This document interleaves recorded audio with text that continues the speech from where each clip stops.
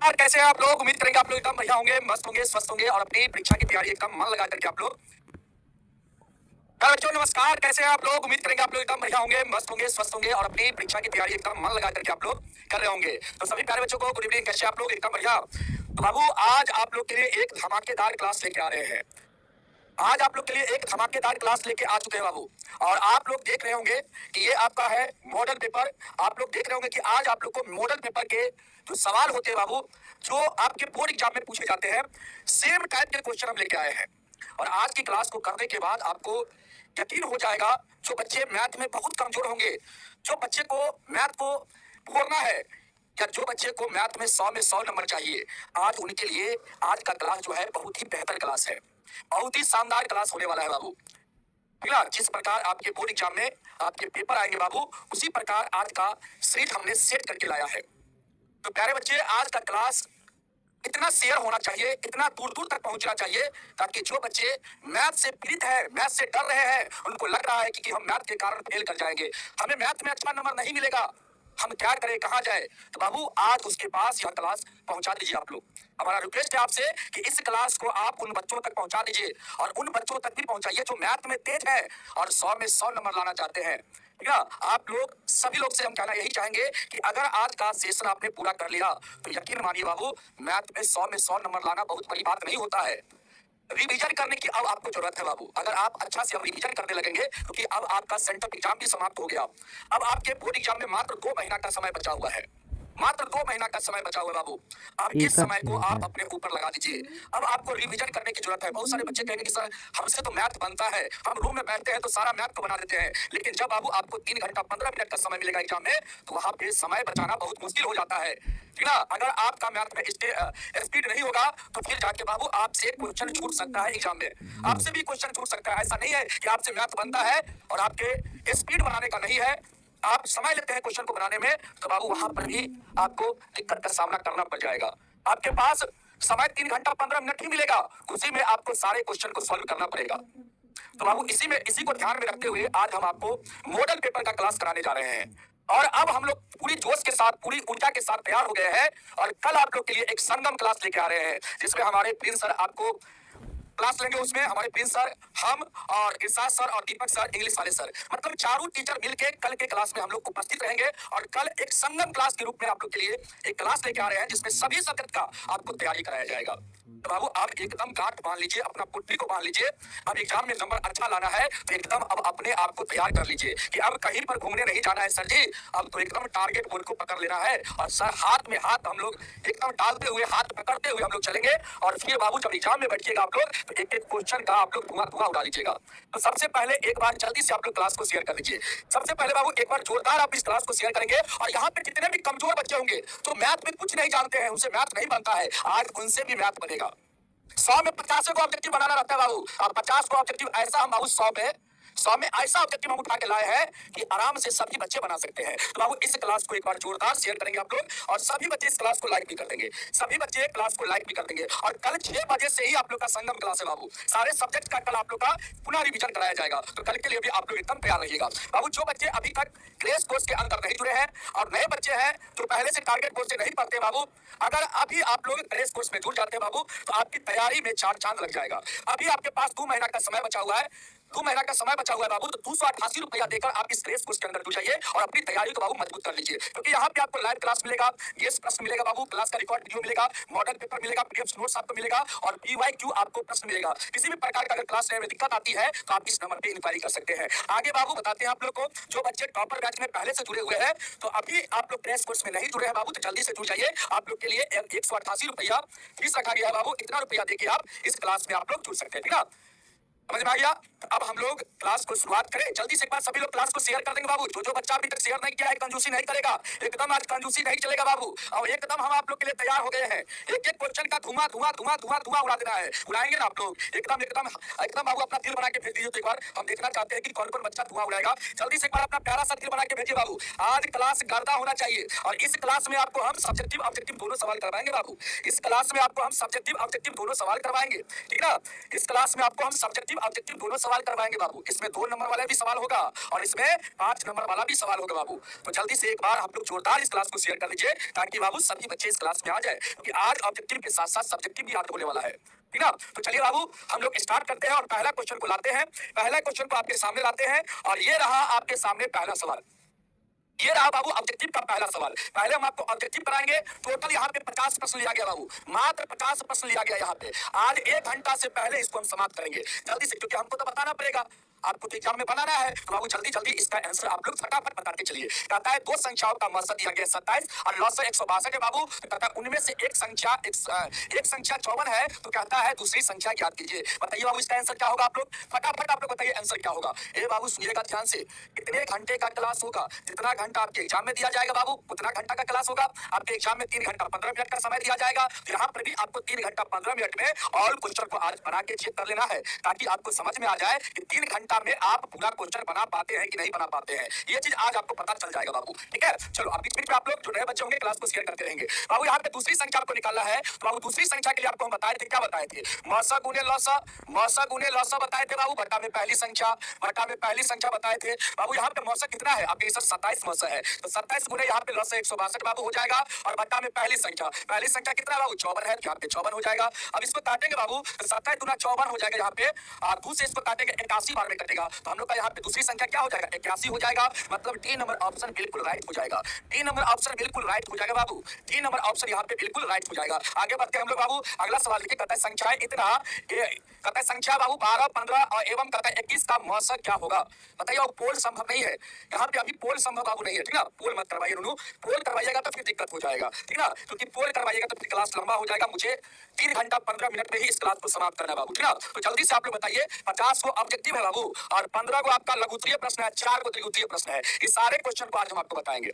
बताइए इसका आंसर क्या होगा? आपने सर 12, 15, 21 का मौसा निकाला है, तो सबसे पहले बाबू इस दोनों संख्या का मौसा निकाल लीजिए। तो 12 से भागा लगा दीजिए 15 में, 12 का 12 हो जाएगा, यहाँ पे 3 बचेगा। फिर 3 से 12 में भागा लगाइए बाबू, तो 3 चौके 12 कट गया ना, किससे कटा? 3 से। तो बाबू यहाँ पे फिर क्या करिए, 3 से आप इस संख्या में भागा लगा दीजिए, 7 बार में कट गया, 7 बार में कट गया बाबू। यहाँ पे जो आपका मौसा हो जाएगा ये तीनों संख्या का, वो आपका क्या हो जाएगा? लास्ट में 3 से कटा है, तो बाबू मौसा आपका 3 हो जाएगा।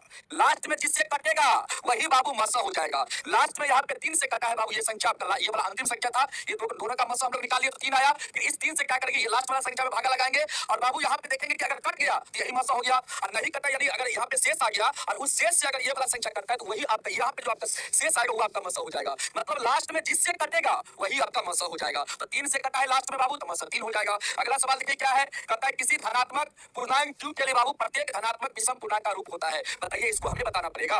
बताइए बाबू इसे हमें बताना पड़ेगा। आप कहेंगे सर जी यहाँ पे सर क्या कह रहा है? किसी धनात्मक पूर्णांक q के लिए प्रत्येक धनात्मक विषम पूर्णांक का रूप कहता है सर। और सर हम बताए थे, याद कीजिए, ये बाबू आपका सारा क्या हो जाएगा? आपके सर सम पूर्णांक हो जाएगा। कैसे होगा बाबू? क्योंकि सर आप बताए थे कि जड़ के साथ अगर गुना में सम संख्या होगा तो आपका सम पूर्णांक का रूप होगा। और ये भी हम बताए थे बाबू, अगर सम में अगर विषम को जोड़ या घटा दिया जाए तो वह आपका विषम संख्या हो जाएगा बाबू। क्या हो जाएगा? विषम संख्या हो जाएगा। यहाँ पे मुझे बताइए, तो विषम संख्या ना पूछ रहा है बाबू। तो सम में यहाँ पे देखिए हर जगह प्लस किया गया है, तो बाबू सम में विषम को जोड़ा गया होगा, तो सम में विषम को जोड़ा गया यहाँ पे है, यहाँ पे सी नंबर ऑप्शन जो होगा यही आपका विषम पूर्णांक का रूप हो जाएगा।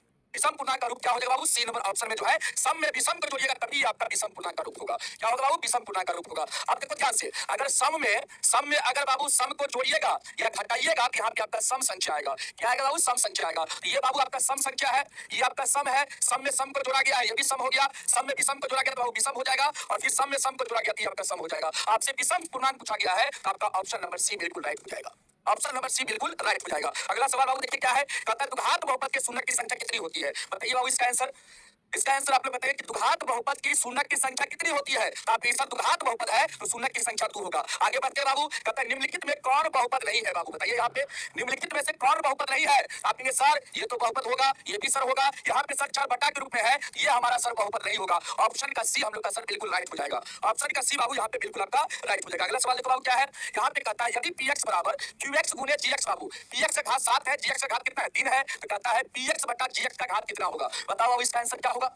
सभी बच्चे बताएगा, एकदम तूफान की तरह सवाल को बनाएगा। बाबू यहाँ पे देखिए, यहाँ पे भागफल के रूप में घात पूछा जा रहा है। ये दोनों घात को क्या करो बाबू, घटा दो। दोनों घात को क्या करो, घटा दो। यहाँ पे आपका आंसर क्या आ जाएगा, 4 आ जाएगा। मतलब px बटा gx का घात जो होगा वो आपका 4 हो जाएगा। क्या हो जाएगा बाबू, 4 हो जाएगा। तो ऑप्शन का बी आपका यहाँ पे बिल्कुल राइट हो जाएगा। अगला सवाल बाबू कहता है यदि बहुपद px का एक शून्य बाबू -2 है, कहता है निम्नलिखित में से कौन px का एक गुणनखंड होगा? बताओ बाबू इसका आंसर क्या होगा? क्या होगा इसका आंसर, बताओ आप लोग क्या होगा? यहाँ पे कहता है यदि बहुपद px का एक शून्य -2 है, तो निम्नलिखित में से कौन कहता है px का एक गुणनखंड होगा? तो बाबू यहाँ पे जो -2 दिया गया है, ये x का वैल्यू बाबू -2 दिया गया है। इसको आप इस प्रतीक कर देंगे तो x + 2 हो जाएगा बाबू बराबर 0। मतलब यहाँ पे जो x + 2 आया, यही क्या हो जाएगा, इस px का एक गुणनखंड हो जाएगा। तो यहाँ पे आपका आंसर नंबर बी जो है ये आपका बिल्कुल राइट हो जाएगा। आंसर आपका बी क्या हो जाएगा बाबू, बिल्कुल राइट हो जाएगा। आगे बढ़ते हम लोग अगला सवाल देखते हैं। अगला सवाल बाबू है यदि बहुपद इतना के शून्यक अल्फा बीटा हो तो कहता है अल्फा इंटू बीटा का मान क्या होगा? बताओ बाबू अल्फा इंटू बीटा का मान क्या होगा? जल्दी से, एकदम घबराना नहीं है। और जो बच्चे एकदम नए नए बच्चे आ रहे हैं क्लास करने के लिए, तो बाबू क्लास को आप लोग शेयर करते रहिएगा, शेयर करते रहिएगा। एकदम तूफान ला देना है अपने मैथ में, एकदम मैथ में तूफान ला देना है बाबू आज, ठीक है? चलो इस सवाल को बना बाबू, यहाँ पे अल्फा इंटू बीटा का मान आपसे पूछा है। बाबू आप लोग जानते हैं अल्फा इंटू बीटा क्या होता है? आपके सर सी बटा ए होता है। बाबू सी का मान कितना है, 1 है, और ए का मान यहाँ पे कुछ नहीं बाबू, तो 1। यहाँ पे 1/1 हो जाएगा नूनू, आपका आंसर हो जाएगा 1। और यहाँ पे बी नंबर ऑप्शन में चिपका हुआ है, तो आपका यहाँ पे बी नंबर ऑप्शन बिल्कुल राइट हो जाएगा।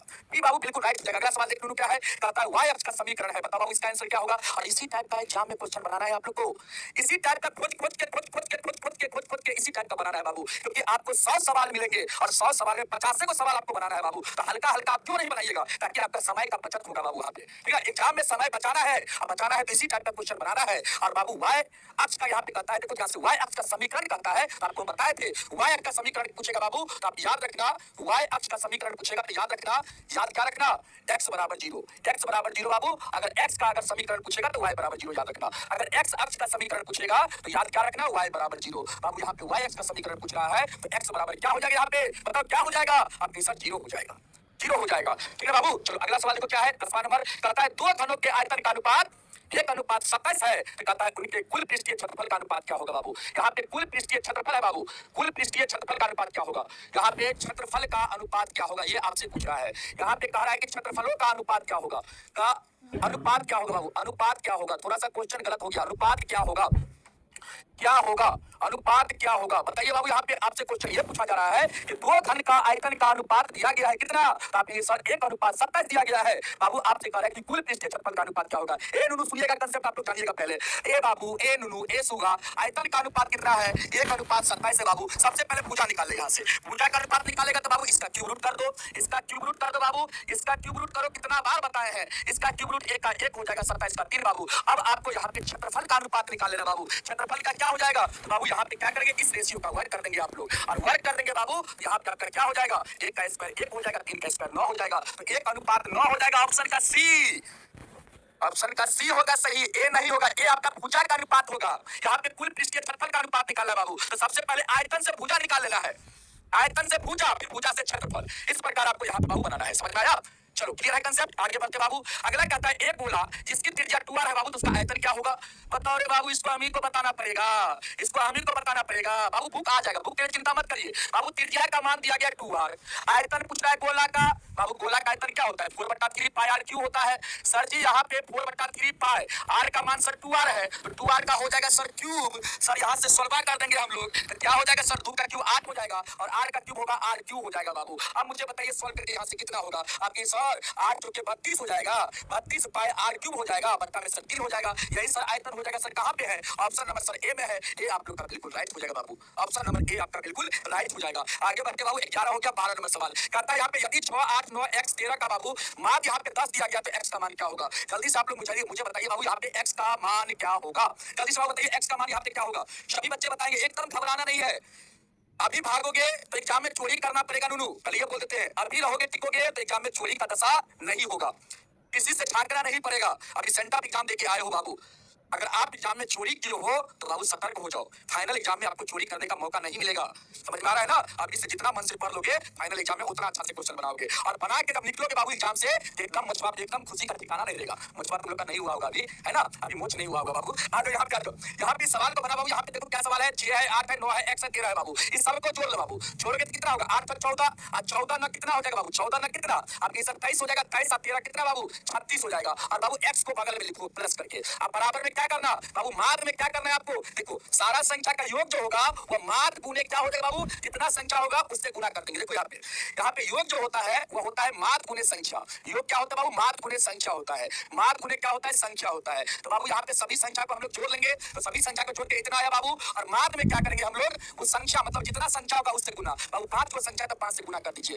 यहाँ से ये भी योग दोनों आपस में बराबर हो जाएगा। बाबू यहाँ से x का वैल्यू निकालेंगे, यहाँ से 50 हो जाएगा, इस 36 को इस पट्टी कर दीजिए आप लोग, तो x का वैल्यू कितना हो जाएगा आपके सर, x का वैल्यू हो जाएगा सर 14। बाबू यहाँ पे x का वैल्यू कितना आएगा, 14 आएगा, और ऑप्शन का कौन सा सही हो जाएगा, बी नंबर आपका यहाँ पे सही हो जाएगा, सही हो जाएगा। आगे बढ़ते बाबू, अगला सवाल देखो क्या है, कहता है यहाँ पे माध्यिका निकालने के लिए बाबू 15 है, 6 है, 16 है, 8 है, 22 है, 21 है, 9 है, 18 है, 25 है बाबू, इसका कहता है माध्यिका बताइए क्या होगा, इसको हम ही को बताना है। बताइए यहाँ पे सबसे पहले बाबू क्या करेंगे, आरोही अवरोही क्रम में सजा लेंगे बाबू। यहाँ पे सबसे पहले आपको क्या करना है, सबसे छोटा को लिखना है, इसके बाद उससे बड़का का बाबू आएगा नंबर, इसके बाद उससे बड़का का 9 का आएगा, ये लिखा गया, ये लिखा गया, ये लिखा गया। इसके बाद कौन आएगा भाई, कौन आएगा, इसके बाद 15 आएगा सर जी, 15 आएगा, 15 के बाद 16 आ जाएगा सर, 16 आ जाएगा, 16 के बाद 18 आ जाएगा, 18 के बाद 31 आएगा, 31 के बाद कौन आएगा, 22 आएगा, 22 के बाद 25 बाबू, 22 के बाद कौन आएगा, 25 आ जाएगा बाबू। अब इसको गिन लीजिए आप लोग, 1 2 3 4 5 6 7 8 9 को बाबू, 9 को है तो 4 को इधर से छाटिए और 4 को उधर से बाबू, इधर 4 को छट गया, इधर से 4 को छट गया, बीच में बाबू 16 आएगा, यहाँ पे माध्यिका आपका क्या हो जाएगा,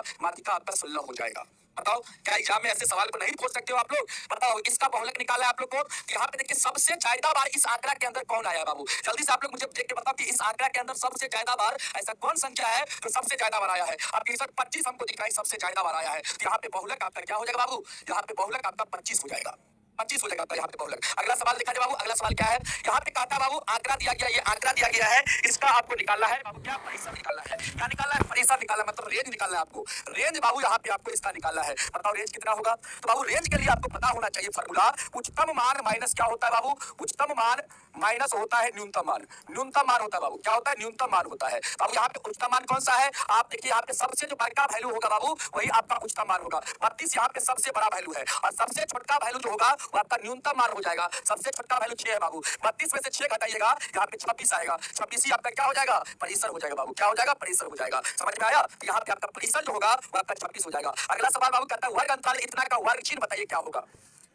और इसी टाइप का सवाल एग्जाम में बनाना है आप लोग को, खोज के इसी टाइप का एग्जाम में आपको सवाल बनाना है बाबू, खोज के चुन के बनाना है बाबू। इसका वर्ग चिन्ह आपसे पूछ रहा है, आप क्या करिए, दोनों को जोड़ दीजिए बाबू, दोनों को जोड़ के मतलब ऊपरी सीमा और निचली सीमा को जोड़ लीजिए बाबू, और क्या करिए दूसरे डिवाइड कर दीजिए, यही आपका वर्ग चिन्ह होता है बाबू। वर्ग चिन्ह बराबर क्या होता है, ऊपरी सीमा और प्लस निचली सीमा बाबू, निचली सीमा और बट्टा क्या होता है, बट्टा 2 होता है, बट्टा 2 होता है बाबू, यही होता है वर्ग चिन्ह का फॉर्मूला। यहाँ से क्या आ जाएगा बताओ, क्या आएगा आपके सर, यहाँ से हम लोग का आ जाएगा 280/2, और 280/2 कितना के बराबर, 140 के बराबर, तो ऑप्शन का सी बाबू यहाँ पे आपका बिल्कुल राइट हो जाएगा, ऑप्शन का सी बाबू यहाँ पे आपका बिल्कुल राइट हो जाएगा। अगला सवाल देखो क्या है, कहता है निम्नलिखित में से कौन केंद्रीय प्रवृत्ति का माप नहीं है, और ये सवाल आप लोग से सेंटर एग्जाम में पूछा था, ऑब्जेक्टिव पूछा था कि नहीं पूछा था, बताओ पूछा था नहीं, यही क्वेश्चन था ना। तो बाबू आपको हम बताए थे केंद्रीय प्रवृत्ति का माप में बताए थे कौन कौन आता है, माध्य आता है, माध्यिका आता है बाबू, और कौन आता है, बहुलक आता है, यही 3 चीज बाबू यहाँ पे आता है, ठीक ना। केंद्रीय प्रवृत्ति के माप में यही 3 आता है, बाकी यहाँ पे कोई नहीं आएगा बाबू। यहाँ पे ये 3 को छोड़ के जो भी ऑप्शन में आता है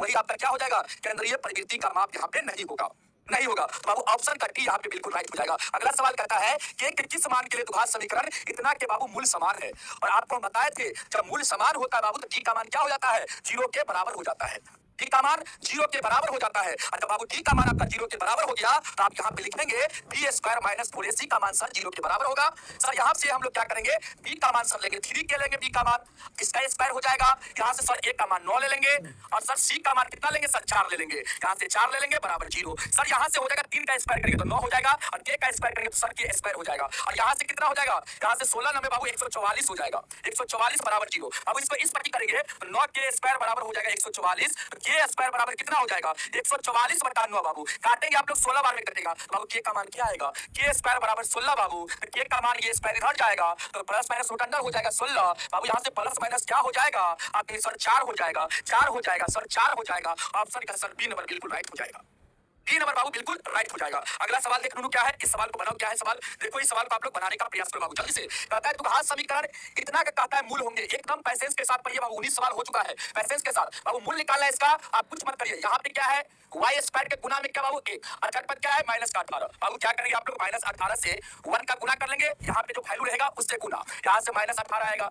इस बाबू माइनस 18 को तो ऐसी संख्या में आप लोग तोड़िए जिसका गुना करने पे माइनस 18 मिल जाए और जोड़ या घटा करके आपको क्या लाना है प्लस का 3। अब प्लीज सर यहाँ पे 6 3 में तोड़ दे, इसको तोड़ दीजिए बाबू 6 3 में, और यहाँ पे प्लस का सर लाना है आपको 3, बाबू बड़का वाला वैल्यू में प्लस लगा दीजिए, छोटा वाला वैल्यू में माइनस लगा दीजिए। अब इसका गुना करेंगे बाबू तो माइनस का 18 मिल जाएगा, प्लस माइनस माइनस 6 का 18, और बाबू 6 में से 3 घटाइएगा तो प्लस का 3 मिल जाएगा। अब यहाँ पे क्या करना है, इन दोनों में अपना मन से y लगा दीजिए। क्यों लगाए y, क्योंकि यहाँ पे बाबू y था इसलिए y लगा दिए। अब एक बार क्या करना है दोनों, यहाँ पे y प्लस 6 बराबर 0 कर लेना है, तो y का मान बाबू 6 माइनस का 6 आ जाएगा, और एक बार y माइनस 3 बराबर 0 करेंगे बाबू तो y का मान कितना आ जाएगा 3 आ जाएगा। तो बाबू यहाँ पे जो मूल होगा वो आपका माइनस का 6 होगा और दूसरा मूल यहाँ पे 3 हो जाएगा, माइनस का 6 3। यहाँ पे बाबू ऑप्शन नंबर ए में है, ये आपका बिल्कुल राइट हो जाएगा, ये आपका बिल्कुल बाबू राइट हो जाएगा। अगला सवाल देखिए क्या है, अगला सवाल करता है द्विघात समीकरण इतना के मूलों की प्रकृति क्या है। बताओ बाबू इसका आंसर क्या होगा।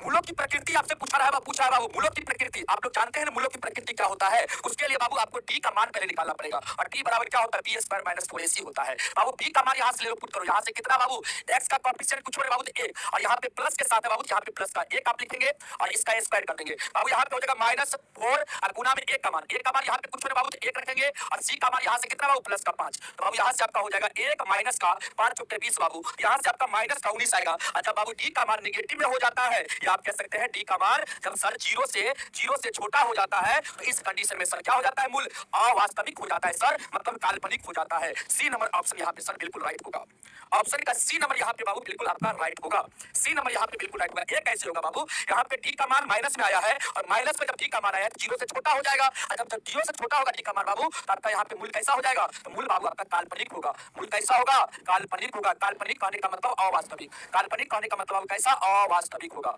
अवास्तविक होगा, अवास्तविक होगा, अवास्तविक होगा बाबू, ठीक है। ये आप लोग ध्यान रखेंगे, ये आप लोग बाबू ध्यान रखेंगे। जब डी का मान बाबू 0 से क्या होता है बड़ा होता है, तब बाबू यहाँ पे मूल आपका वास्तविक और असमान होता है, मूल वास्तविक और असमान होता है, मूल वास्तविक एवं क्या होता है बाबू असमान होता है, असमान होता है। और जब डी का मान 0 के बराबर हो जाता है तो मूल यहाँ पे वास्तविक और समान होता है बाबू, मूल क्या हो जाता है वास्तविक एवं समान होता है, एवं क्या होता है समान होता है। यही बाबू आपका प्रकृति है मूल का, इसको आप लोग ध्यान रखेंगे। आगे बढ़ते बाबू, अगला सवाल कहता है यदि, यहाँ पे ध्यान से सुनो बाबू, यदि 2/3, a, 2 बाबू किसी समांतर श्रेणी के 3 क्रमागत पद है बाबू, तो a का मान यहाँ पे क्या होगा, बताओ a का मान यहाँ पे क्या होगा, जल्दी से आप लोग बताओ a का मान क्या होगा। यहाँ पे a का मान आपको बताना बाबू, और हम आपको बताए थे जब क्रमागत 3 को पद दे बाबू समांतर श्रेणी का, तो याद रखना पहला और अंतिम को छोड़ के, पहला पद को और अंतिम पद को छोड़ के क्या करना, दूसरे डिवाइड कर देना। अब बराबर में कौन सा पद, तो बाबू बीच में जो पद रहेगा वो बराबर में हो जाएगा, बराबर में हो जाएगा बाबू। यहाँ से सॉल्व करो, यहाँ से भिन्न का जोड़ करेंगे बाबू तो बट्टा में कुछ नहीं तो 1, यहाँ पे एलसीएम 3 हो जाएगा, ऊपर यहाँ पे 2 होगा,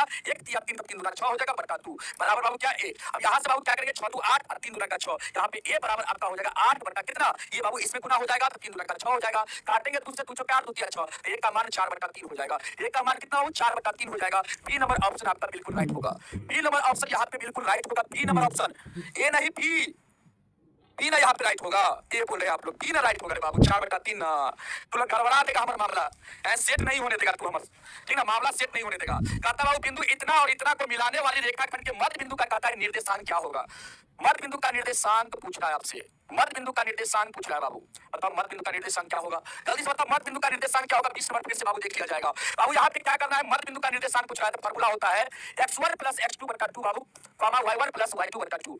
यहाँ पे x1 का मान बाबू 2 है और x2 का मान -2 है बाबू, यहाँ पे -2 पुट करिए, बट्टा में 2 हो जाएगा, y1 का मान -2 है बाबू और y2 का मान 2 है, यहाँ पे 2 रखिए, बट्टा में 2 हो जाएगा। यहाँ से बाबू सॉल्व करेंगे तो प्लस माइनस माइनस आपका हो जाएगा 2 - 2 और बट्टा में 2 बाबू, और यहाँ से आपका क्या हो जाएगा कट के बाबू 0 0/2, यहाँ से भी कट के बाबू 2 में से 2 जाएगा तो 0 हो जाएगा, तो 0/2 यहाँ से भी आएगा और यहाँ से भी बाबू 0/2, इसका मतलब यहाँ पे क्या जाएगा आपका निर्देशांक बाबू 0, 0 आ जाएगा, 0/2 कहने का मतलब 0 और यहाँ से भी 0/2 है बाबू 0, मतलब किसी भी संख्या में अगर आप 0 से बाबू भागा लगाइएगा, सॉरी किसी भी संख्या से अगर आप 0 में भागा लगाइएगा तो बाबू आपका मान क्या आएगा 0 आएगा। कोई भी संख्या से अगर 0 में भाग लगाया जाता है बाबू तो उसका वैल्यू क्या होता है 0 होता है, इस चीज को आपको ध्यान रखेंगे। ऑप्शन का भी बाबू बिल्कुल राइट हो जाएगा। अगला सवाल कहता है यदि किसी त्रिभुज के शीर्ष के निर्देशांक बाबू 0,0 है, 4,0 है और 0,1 है बाबू, तो कहता है उसका क्षेत्रफल क्या होगा, त्रिभुज का क्षेत्रफल क्या होगा, बताइए बाबू इसका आंसर क्या होगा। हाँ 20 नंबर हम फिर से देख लेंगे, 20 नंबर हम फिर से एक बार देख लेंगे, ठीक ना। चलिए आइए बाबू यहाँ पे देखिएगा ध्यान से, हम आपको ट्रिक बताए थे बाबू, यहाँ से आप लिखना चालू कीजिए, यहाँ से 0 0 लिखिए, यहाँ से बाबू क्या लिखिए 4 0 लिखिए, फिर यहाँ से क्या लिखिए आप 0 1 लिखिए बाबू, और जो शुरू में लिखे हैं उसको लास्ट में लिख दीजिए। अब आपको क्या करना बाबू, यहाँ पे त्रिभुज का क्षेत्रफल निकालना है तो ऊपर से नीचे गुना करिए, और फिर नीचे से ऊपर गुना करिए। बाबू जब ऊपर से नीचे गुना करिएगा तो प्लस के साथ लिखिएगा, और जब नीचे से ऊपर गुना करिएगा तो माइनस के साथ लिखिएगा। यहाँ से बाबू आपका जीरो आ जाएगा प्लस, यहाँ से आपका 4 आ जाएगा फिर प्लस, यहाँ से बाबू आपका जीरो आ जाएगा। यहाँ से आप गुना करेंगे तो बाबू जीरो आएगा तो माइनस में लिखिए, यहाँ से गुना करेगा तो जीरो आएगा तो माइनस में लिखिए, और यहाँ से गुना करेगा बाबू जीरो आएगा तो माइनस में लिखिए। और भट्टा में क्या बाबू, भट्टा में 2, यहाँ पे मॉड लगा दीजिए बाबू। अब इसको सॉल्व करके मुझे बताइए कितना आएगा। यहाँ से बाबू आप देखेंगे तो 4 आपको दिखेगा, सॉल्व करेंगे तो 4। अब बट्टा में 2 है बाबू, इसको काटेंगे 2 बार में कटेगा। अब मॉड में बाबू प्लस में रहता है तो बाहर भी प्लस से आता है, तो यहाँ पे आपका आंसर क्या हो जाएगा, आपका आंसर सी नंबर सही हो जाएगा, सी नंबर सही हो जाएगा बाबू। यहाँ पे आंसर आपका सी सही होगा, न कि आपका बाबू बी सही होगा। 4 कैसे होगा, 4 तो ऊपर न सॉल्व करके आया है, नीचा में 2 न है, तो 2 4 में 4 से बाबू यहाँ पे ध्यान दीजिए, 4 यहाँ पे जो आपका सॉल्व करके आया तो 4 में 2 से भागो न लगाइएगा, वैसे ही थोड़ी लिख दीजिएगा, 4/2 मतलब 2 न होगा। ए भाई थोड़ा ध्यान दो रे भाई, ध्यान दो। यहाँ पे बिंदु इतना और इतना कहता है बाबू, कहता है बिंदु इतना एवं इतना के बीच का दूरी कहता है आप लोग को कितना होगा, बताइए बाबू इसका आंसर। इसको हम ही बता दे यहाँ पे कैसे करना है। दूरी का सूत्र बताए थे बाबू, 2 बिंदुओं के बीच का दूरी का सूत्र क्या होता है आपने सर, x2 माइनस x1 का सर होल स्क्वायर होता है प्लस में y2 माइनस y1 का होल स्क्वायर। ए बाबू सुनना, यहाँ पे x2 का मान कितना है, -5, तो -5 रखो। x1 का मान -1 बाबू, तो माइनस माइनस यहाँ पे प्लस हो जाएगा 1, इसका होल स्क्वायर हो जाएगा बाबू, रूट लगा दो पहले। अब यहाँ पे प्लस लिखो। अब देखो y2 का मान कितना 7 है, इसके बाद y1 का मान कितना बाबू 3 है, यहाँ पे 3 लिखो और इसका स्क्वायर कर दो बाबू। अब यहाँ से आप सॉल्व करोगे तो मुझे बताओ कितना आएगा। यहाँ से आपका -5 है प्लस का 1, तो बाबू क्या हो जाएगा -4, और -4 का स्क्वायर करेंगे तो प्लस का 16 हो जाएगा। यहाँ से 7 में से 3 जाएगा तो 4, और 4 का स्क्वायर करेंगे बाबू 16 हो जाएगा। और 16 प्लस 16 कितना 32 बाबू, 32 को हम लोग 16 गुना 2 भी लिख सकते हैं, और 16 का वर्गमूल हम लोग का यहाँ पे निकल जाएगा 4, और रूट के अंदर आपका 2 रह जाएगा। तो बाबू यही आपका क्या हो जाएगा, ये दोनों बिंदु के बीच का दूरी हो जाएगा 4√2। इकाई जो है बाबू यही आपका क्या हो जाएगा, इस बिंदु जो आपका दिया गया बिंदु उसका बीच का दूरी हो जाएगा। समझ में आया। अगला सवाल देखो क्या है बाबू, अगला सवाल है सेक 30 है बाबू, बट्टा में कौशिक 60 है, इसका वैल्यू क्या होगा, पता नूनू इसका वैल्यू क्या होगा। ऑल फॉर्मूला का भी वीडियो आएगा, अब बुकवा सबके पास पहुंचेगा। बुकवा कैसे हो गया पता है, बुकवा का ऑर्डर बहुत ज्यादा हो गया बाबू, जो आपका जो ऑर्डर जो पहले बच्चा कर दिया है ना उसका ऑर्डर नीचे चला गया है थोड़ा सा, जिसके कारण से बाबू बुक आप लोग के पास थोड़ा लेट हो गया, डिले हो गया पहुंचने में। तो इसके लिए आप लोग चिंता बिल्कुल मत कीजिए, आपका बुक आपके पास 100% पहुंचेगा, ठीक ना। आप खाली रिवीजन पर ध्यान दीजिए, आप रिवीजन अगर अच्छा से कर लेंगे तो बरमास बुक जो है चुटकी में आपसे खत्म हो जाएगा, आपको पता भी नहीं चलेगा, ठीक है। चलो बाबू इसका वैल्यू बताओ क्या होगा, तो बाबू सेक बट्टा कौशिक है, और दोनों एंगल का योग यहाँ पे सर 90 डिग्री हो रहा है, इसका मतलब सर यहाँ पे वैल्यू किसके बराबर हो जाएगा, 1 के बराबर हो जाएगा। 26 नंबर बाबू कहता है बिंदु इतना का भुज का मान क्या होगा। बाबू हमने आपको बताया था कि पहला वाला किसी भी बिंदु में पहला वाला मान जो होता है वो एक्स निर्देशांक होता है। क्या होता है? एक्स निर्देशांक होता है। और इसी को हम लोग क्या कहते हैं? इसी को हम लोग बाबू भुज कहते हैं। एक्स निर्देशांक को क्या कहते हैं? भुज। और दूसरा वाला वैल्यू जो होता है वो आपका वाई निर्देशांक होता है, जिसको हम लोग क्या कहते हैं बाबू? दूसरा नाम से कोटि कहते हैं। क्या कहते हैं हम लोग? कोटि कहते हैं। यहाँ पे आपसे भुज पूछा है बाबू, तो भुज का मान क्या हो जाएगा? -2 हो जाएगा। ऑप्शन का ए नंबर बिल्कुल राइट हो जाएगा। अगला सवाल कहता है बिंदु इतना किस चतुर्थांश में है? पता बाबू ये भी हम ही को बताना पड़ेगा। बिंदु इतना किस चतुर्थांश में है? तो बाबू हम आपको बताए थे कंसेप्ट, अगर x प्लस में होगा और y प्लस में होगा, x y दोनों प्लस में होगा, तो बाबू ये आपका प्रथम चतुर्थांश में होगा। प्रथम चतुर्थांश में होगा। और ये भी आपको हम बताए थे जब x निगेटिव होगा y पॉजिटिव होगा बाबू, ये आपका दूसरा चतुर्थांश में होगा। जब दोनों निगेटिव हो जाएगा ये आपका तीसरा चतुर्थांश में होगा। और जब बाबू x पॉजिटिव होगा और y निगेटिव होगा तो ये बाबू आपका चौथा चतुर्थांश में होगा। यहाँ पे x पॉजिटिव है y निगेटिव है बाबू, तो किस में होगा? चौथा में होगा, चतुर्थ में होगा। मतलब ऑप्शन का डी नंबर आपका बिल्कुल राइट हो जाएगा बाबू। ऑप्शन का डी नंबर बिल्कुल यहाँ पे राइट हो जाएगा। अगला सवाल कहता है एक्स अक्ष से कहता है बाबू बिंदु इतना की दूरी बताइए क्या होगा। एक्स अक्ष से बाबू दूरी पूछा जा रहा है। ध्यान रखना कंसेप्ट को आप लोग बाबू, जब एक्स से दूरी पूछा जाए, एक्स अक्ष से दूरी पूछा जाए बाबू किसी बिंदु का, ध्यान रखना जब एक्स अक्ष से दूरी पूछा जाए, दूरी पूछा जाए बाबू किसी बिंदु का, तो दूरी बराबर होता है y निर्देशांक। क्या होता है? y निर्देशांक होता है बाबू। इसको आप लोग ध्यान रखेंगे, y निर्देशांक होता है। अगर y अक्ष से किसी बिंदु का दूरी पूछा जाए, y अक्ष से अगर किसी बिंदु का दूरी पूछा जाए बाबू, तो इसके लिए आप लोग याद रखेंगे x निर्देशांक होता है। क्या होता है? x निर्देशांक होता है। तो बाबू यहाँ से आपसे क्या पूछ रहा है? x अक्ष से दूरी पूछ रहा है बाबू, तो y निर्देशांक, और यहाँ पे y निर्देशांक क्या है? 5 है बाबू। तो आपका आंसर क्या हो जाएगा? यहाँ पे 5 हो जाएगा।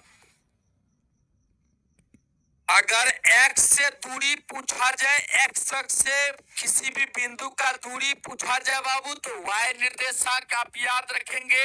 अगर y अक्ष से किसी भी बिंदु का दूरी पूछा जाए तो बाबू आप लोग x निर्देशांक याद रखेंगे। तो यहाँ पे आपका आंसर हो जाएगा 5।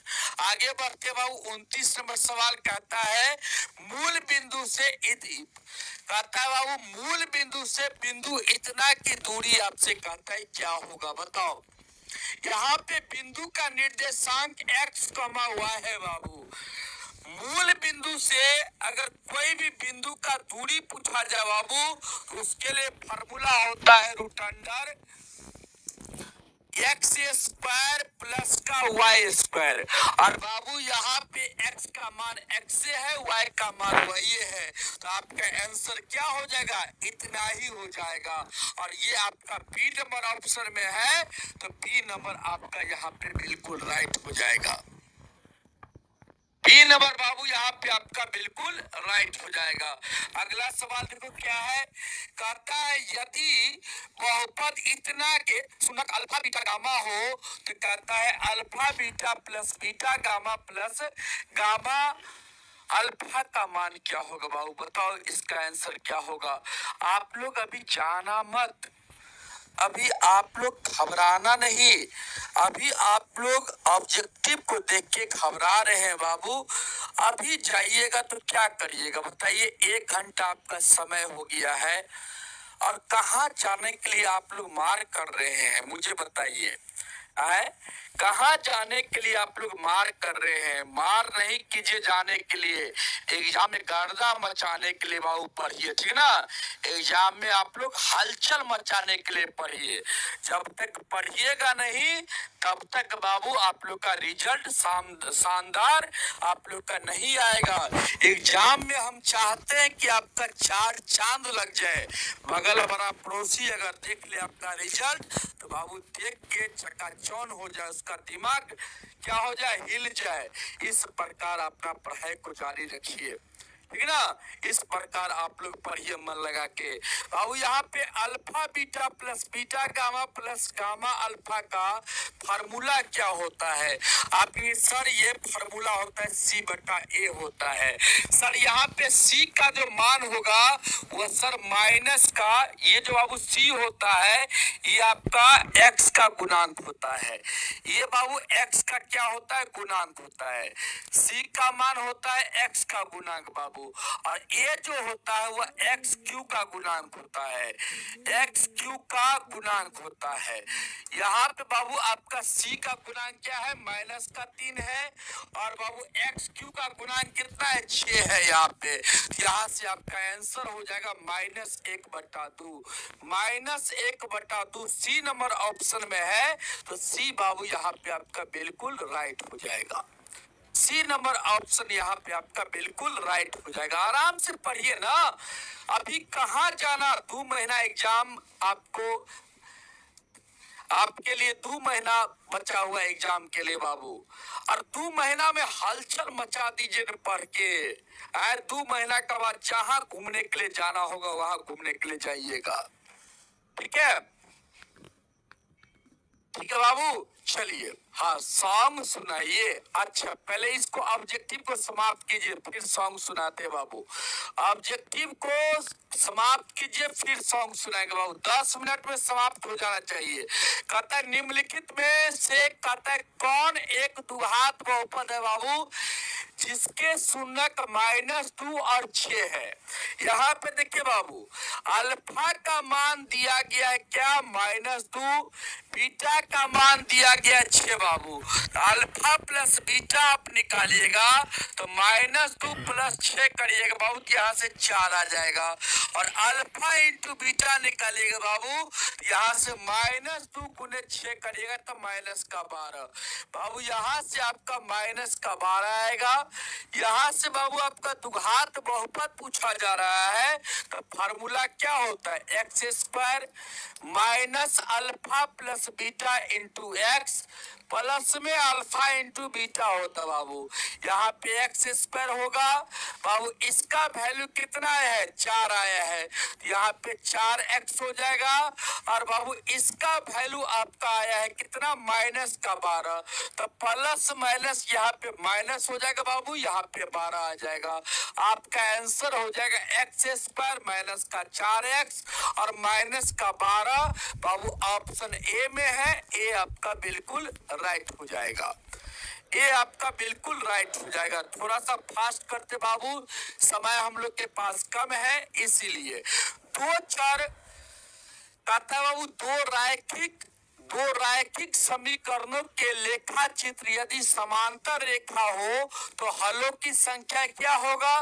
कल भी बाबू आपको बताए थे, जब 2 चर वाले रैखिक समीकरण, 2 चर वाला रैखिक समीकरण अगर 2 दिया रहे और उसका बाबू ग्राफ, उसका अगर आलेख समांतर रेखा हो तो बाबू उसकी हलों की संख्या कितना होगा। तो आप कहेंगे सर हलों की संख्या 1 भी नहीं होगा, इसका मतलब यहाँ पे 0 हो जाएगा।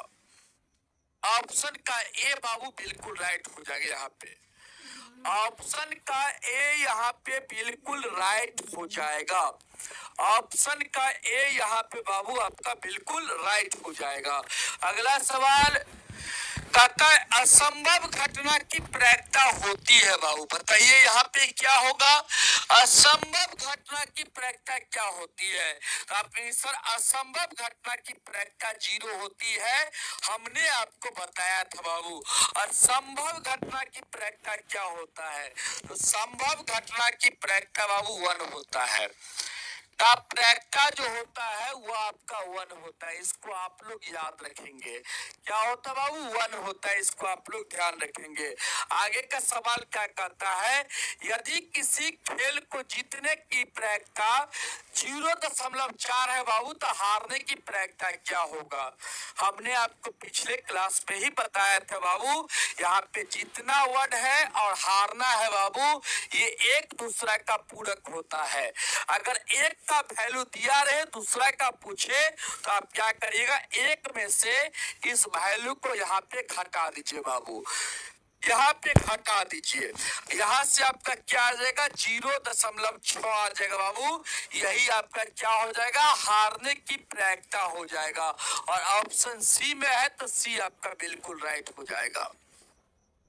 ऑप्शन सी बाबू यहाँ पे आपका बिल्कुल राइट हो जाएगा।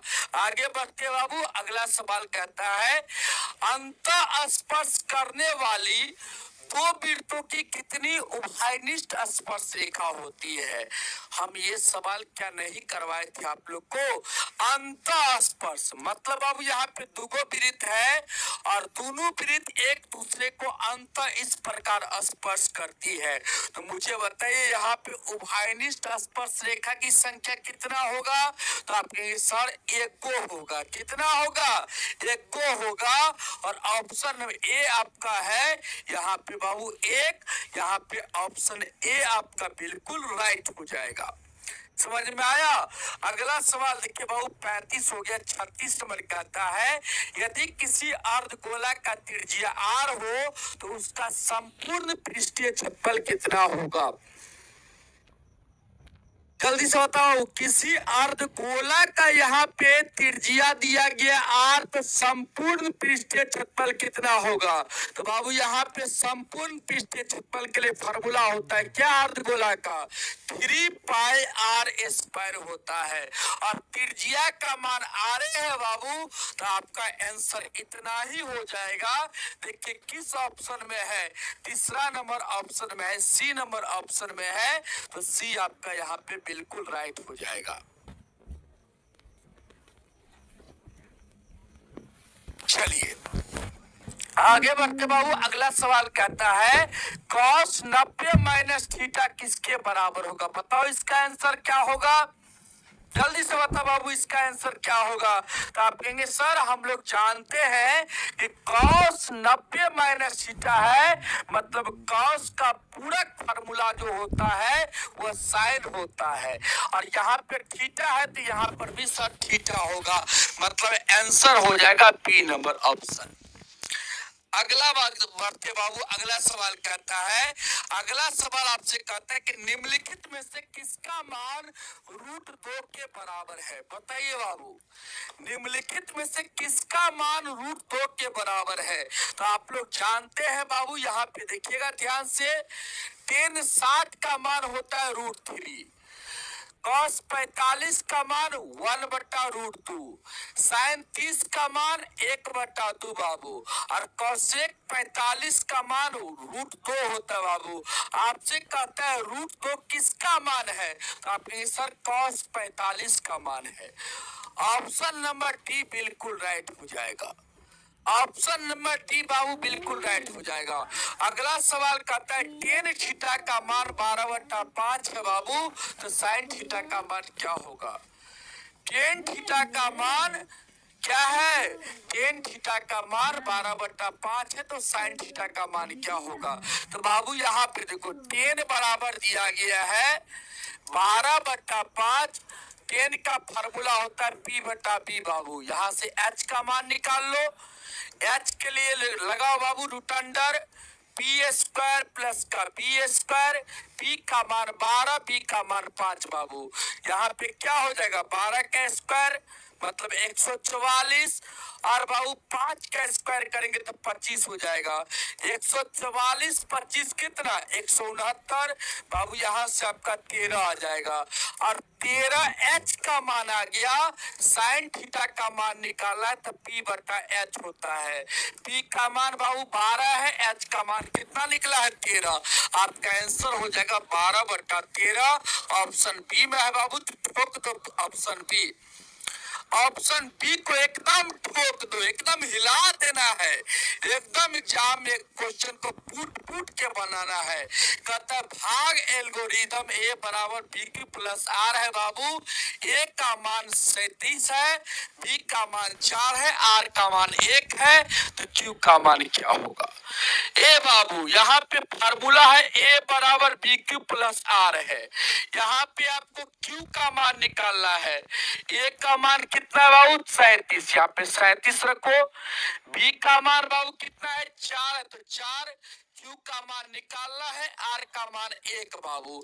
1 को इधर भेज दो, 37 में से जाकर घटेगा 36 हो जाएगा।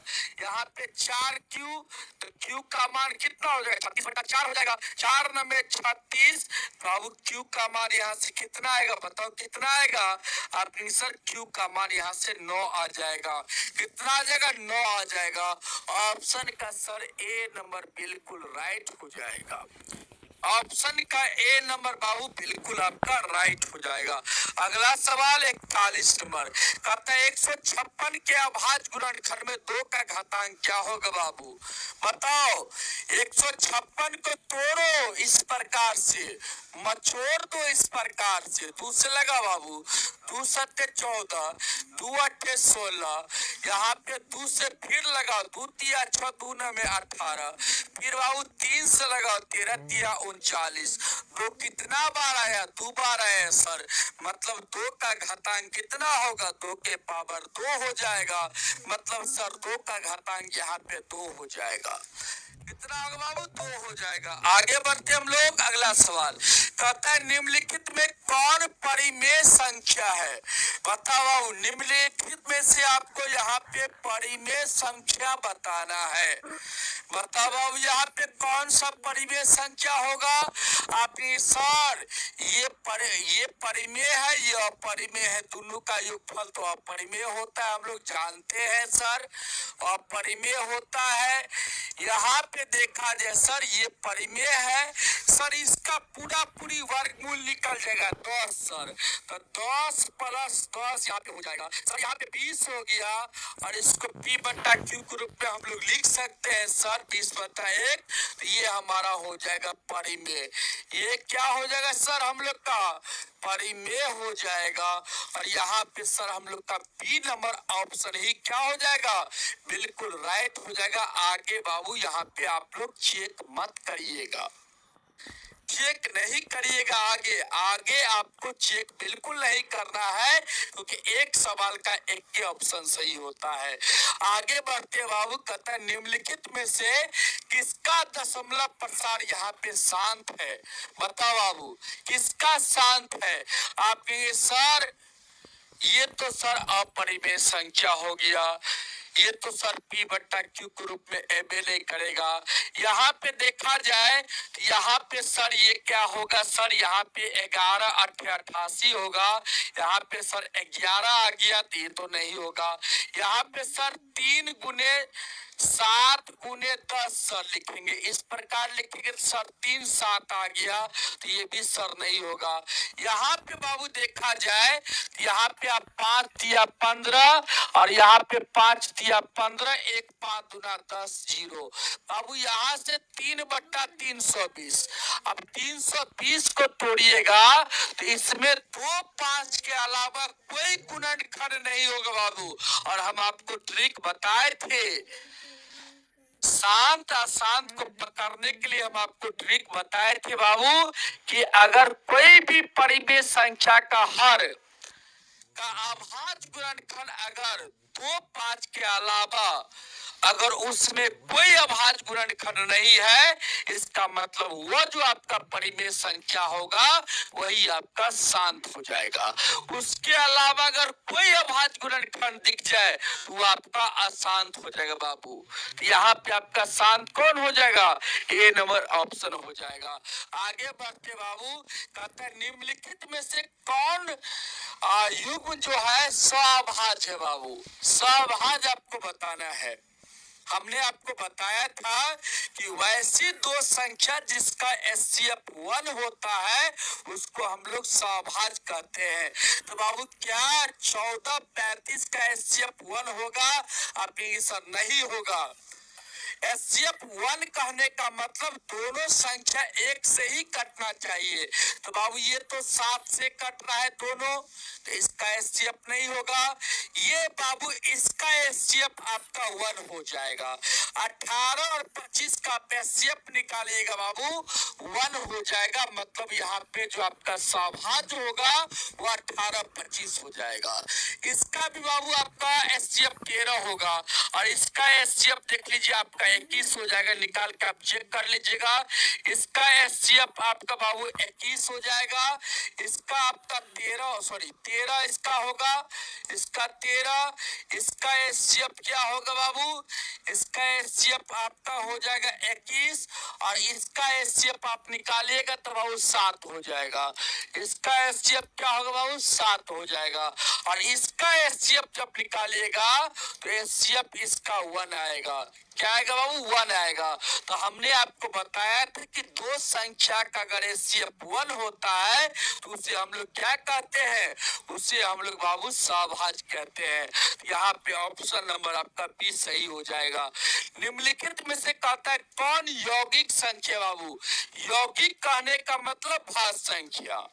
यहाँ पे आपको भाज्य संख्या बता रहे, बताइए कौन सा यहाँ पे कौन सा भाज्य संख्या होगा बाबू? बताइए यहाँ पे कौन यहाँ पे भाज्य संख्या है? आप लोग बताइए जल्दी से।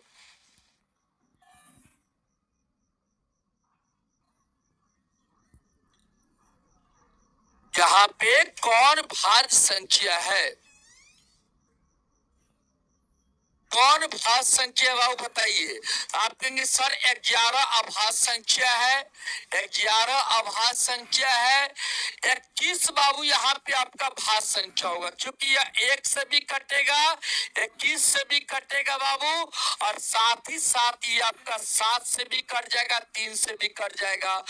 अभाज्य संख्या के बारे में आपको बताए थे कि वैसी संख्या जो एक एवं स्वयं के अलावे कोई दूसरी संख्या से अगर नहीं कटेगा तो आपका अभाज्य हो जाएगा।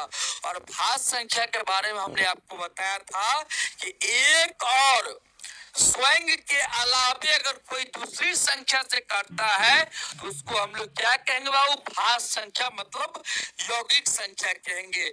यहाँ पे आपका यौगिक संख्या जो होगा वो आपका 21 हो जाएगा। अगला सवाल कहता है निम्नलिखित में से कौन अभाज्य संख्या? बाबू अभाज्य कहने का मतलब रूट संख्या आपको बताना है।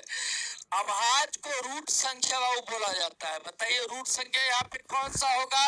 आपके सर 33 नहीं होगा, ये नहीं होगा, 39 भी नहीं होगा, 38 भी नहीं होगा सर। यहाँ पे 41 जो है यही आपका क्या है? अभाज्य संख्या है। 41 क्या है बाबू? अभाज्य संख्या है। समझ में आया?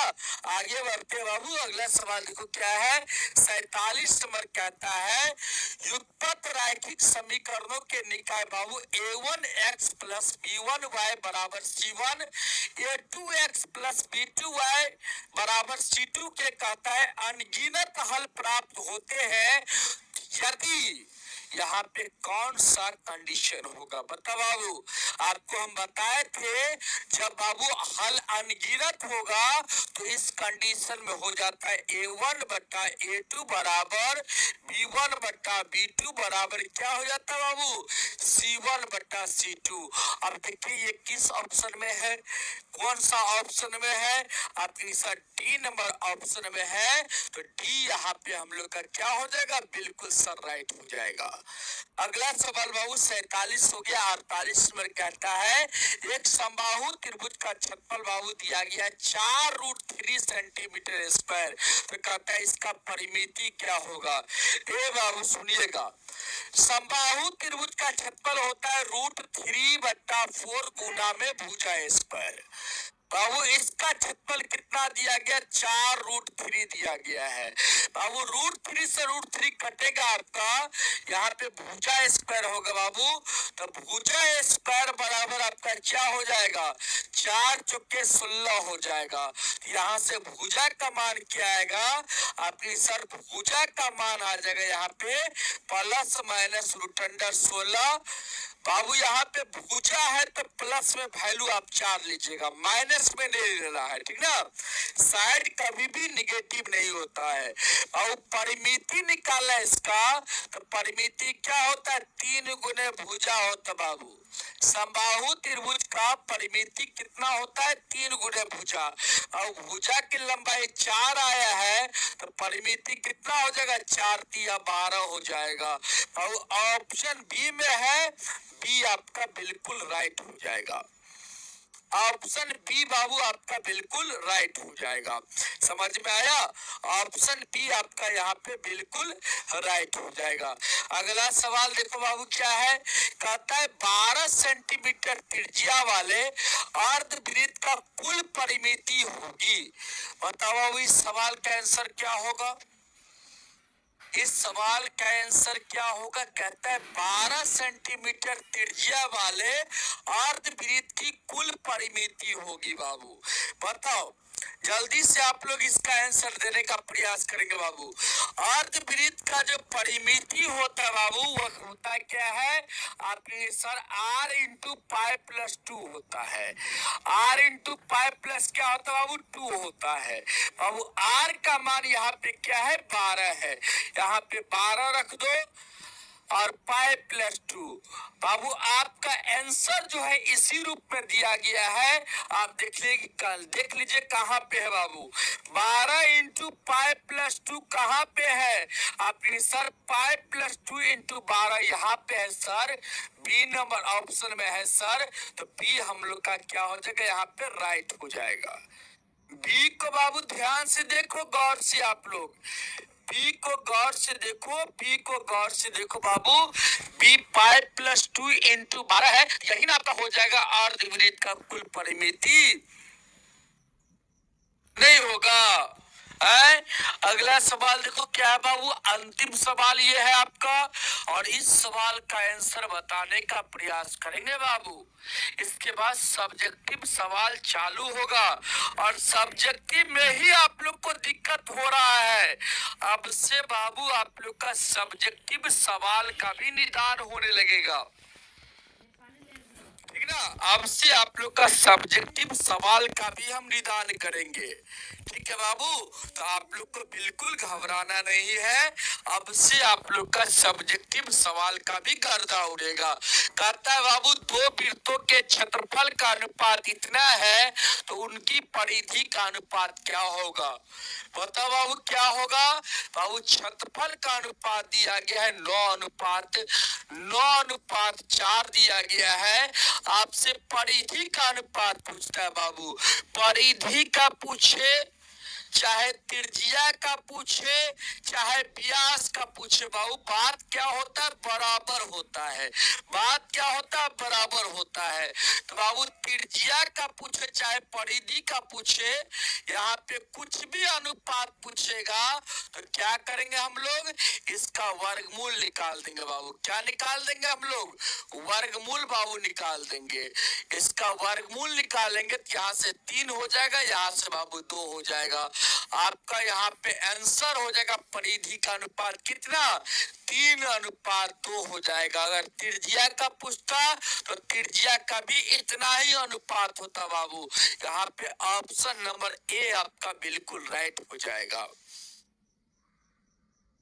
आया समझ में, जल्दी से एक बार बताओ बाबू, जल्दी से आप लोग बताओ कि 50 में आपने कितना सही किया, ईमानदारी पूर्वक आप लोग बताना। इसके बाद हम लोग बाबू सब्जेक्टिव क्वेश्चन का अभ्यास करेंगे, और एकदम टिक के बाबू पढ़ो आप लोग, एकदम टिक करके पढ़ो, एकदम बैठा लेना अपने आप को, रूम में पैक कर लो कि 3 घंटा कहीं पर घूमने नहीं जाना है। एक एक सवाल का गर्दा उड़ा देंगे सर, और इसके बाद हम लोग कहीं पर जाएंगे 3 घंटा के बाद। क्योंकि बाबू आपका मैथ अगर मजबूत हो जाएगा तो याद रखिए कि एग्जाम में जब आप बैठेंगे ना, और मैथ का पेपर जब आपका अच्छा जाएगा तो आपका सीना जो होगा एकदम चौड़ा हो जाएगा, क्योंकि मैथ